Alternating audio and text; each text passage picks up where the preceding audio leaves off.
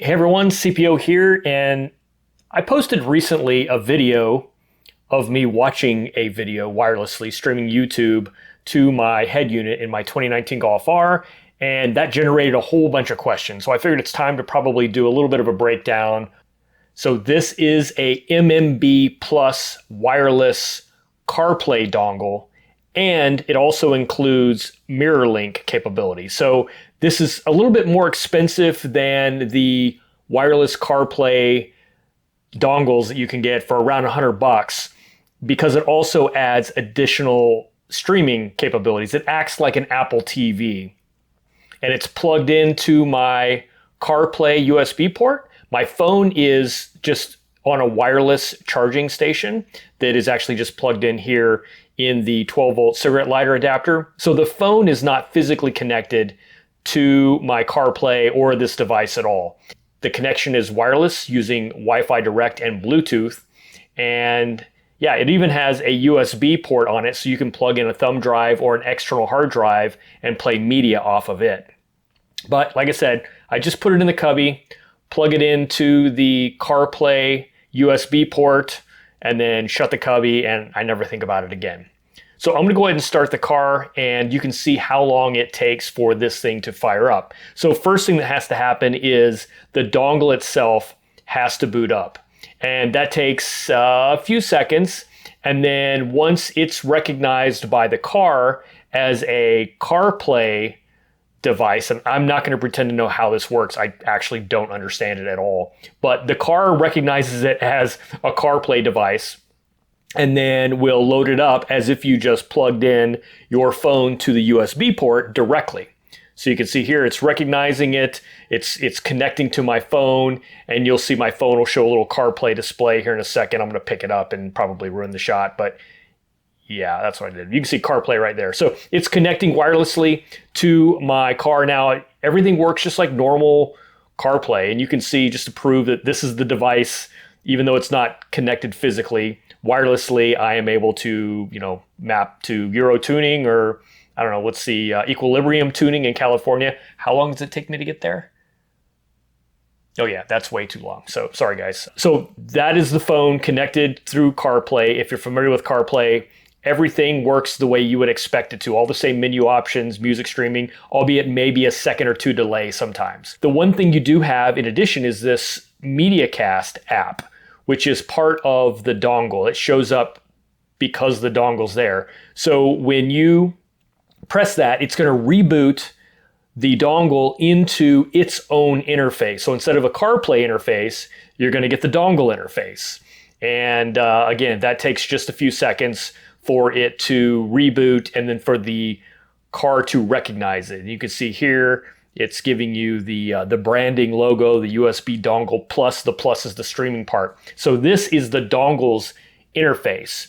You can see there's some basic settings here. I'm not going to go through all this. There's actually other videos about using and setting this up. I'll find one and put a link to it for you so you can get into more detail on that. Mine's more just my experience with the product.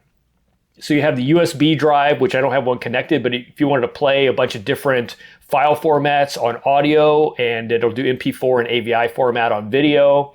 CarPlay is CarPlay. That's where we were before. Bluetooth is a Bluetooth interface.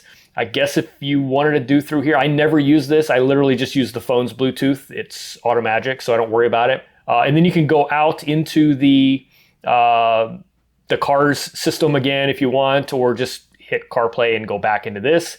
PhoneCast is the one thing that's really unique here. And what that does is boot into a different type of display where you can use your display as a TV screen, or you can mirror your phone screen. So it shows you the device name. In this case, it's Smart E601.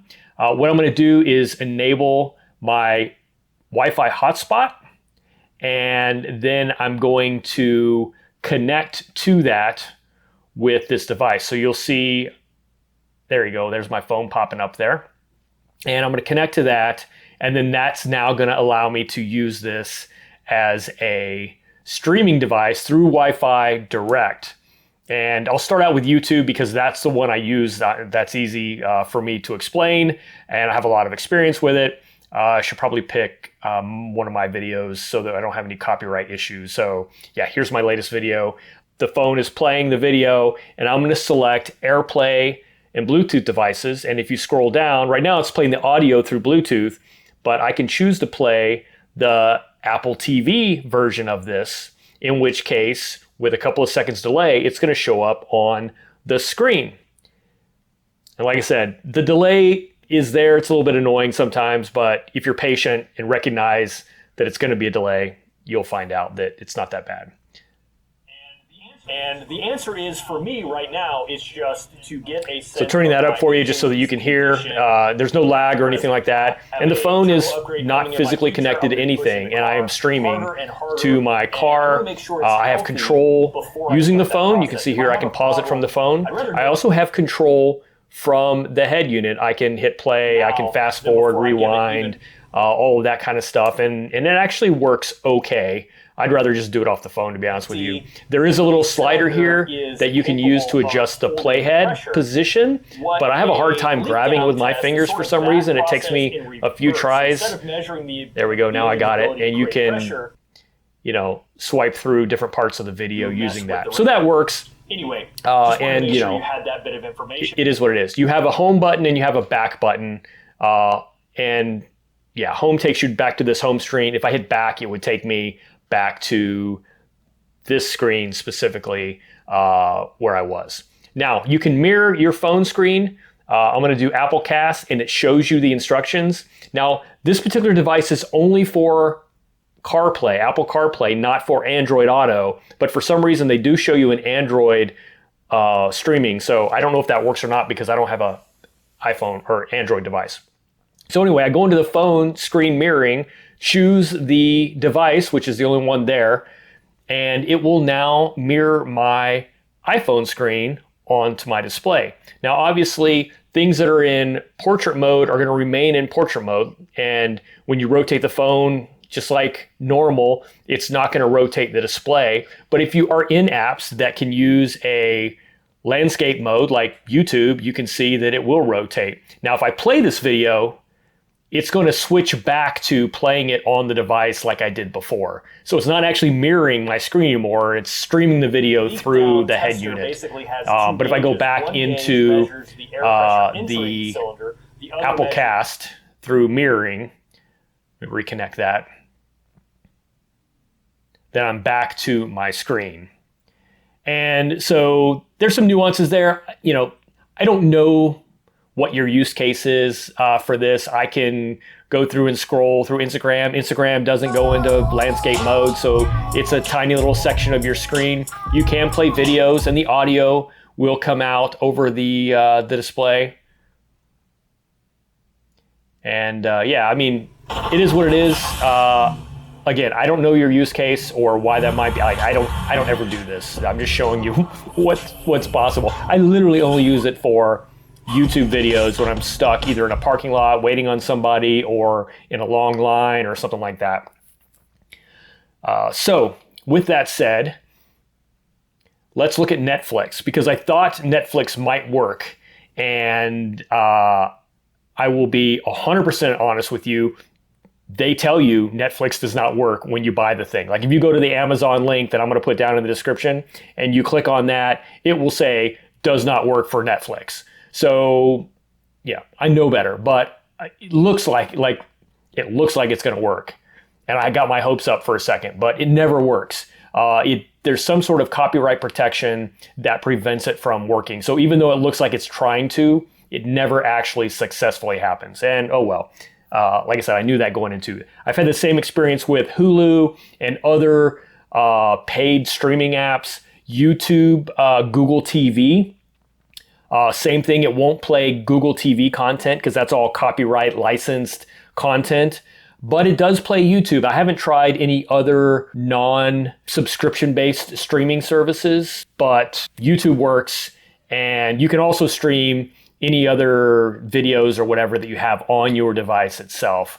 But yeah, I just never could get Netflix to work. Now you can browse the internet. like this. If you want to look at something, it will go into portrait mode and landscape. The only problem is you can't control this from the display. So you're basically controlling it from your phone, looking at it on your display, and then getting confused because you want to touch the display on the bigger one, but it doesn't work. So like I said, I don't know. I never use this either. Just showing you the possibilities. Here's, Google Photos. I've got some car pictures in here, and you can go through and browse your photos if you want, and it will play videos from your Google, photos, and it will do it from your camera roll and stuff like that. So, if you wanted to go through and scroll through your pictures or something while you're killing time, to be honest with you, my phone screen is just as big as what I'm getting on the display, so it doesn't give me any value. I also have an iPhone 13 Pro Max.